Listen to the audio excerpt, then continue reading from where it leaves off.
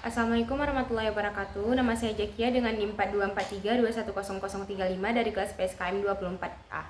Di sini saya akan menjelaskan materi dari mata kuliah Pancasila bab 1 yang bertema pengantar pendidikan Pancasila. Yang pertama, apa itu pendidikan Pancasila dan revitalisasinya? Pendidikan Pancasila adalah mata kuliah wajib yang membekali mahasiswa dengan pemahaman tentang nilai-nilai Pancasila sebagai dasar negara, ideologi nasional, dan pedoman dalam bersikap serta bertindak. Mata kuliah ini bertujuan membentuk karakter, moral, dan wawasan kebangsaan yang sesuai dengan jati diri bangsa. Revitalisasi pendidikan Pancasila merupakan upaya memperbarui materi dan metode pembelajaran agar lebih relevan dengan perkembangan zaman, sehingga mampu menjawab tantangan global dan membangun kesadaran berpancasila dalam kehidupan mahasiswa sehari-hari.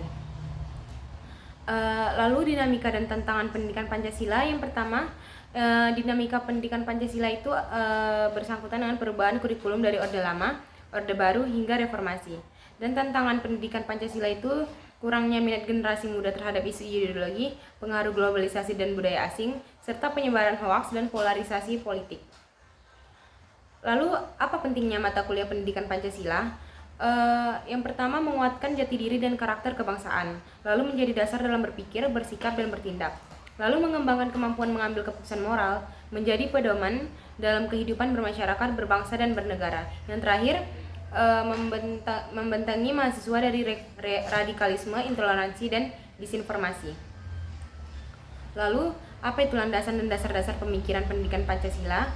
Yang pertama itu ada dasar historis, berasal dari nilai-nilai luhur bangsa sejak masa kerajaan sampai pergerakan nasional. Lalu ada dasar filosofis, yaitu Pancasila sebagai pandangan hidup bangsa.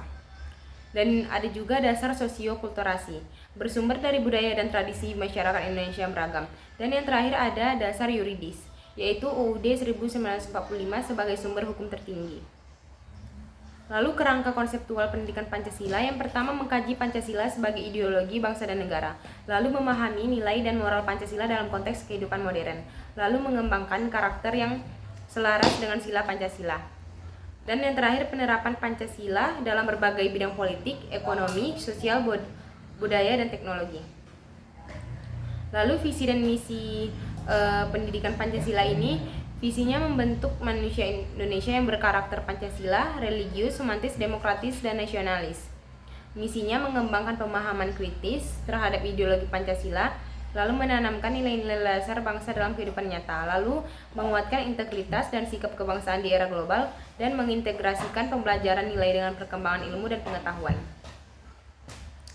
Lalu tujuan dan capaian penyelenggaraan pembelajaran pendidikan Pancasila ini, yang pertama, mahasiswa memahami Pancasila sebagai ideologi dan dasar negara. Lalu mahasiswa mampu menginternalisasi nilai moral Pancasila dalam kehidupan pribadi dan sosial.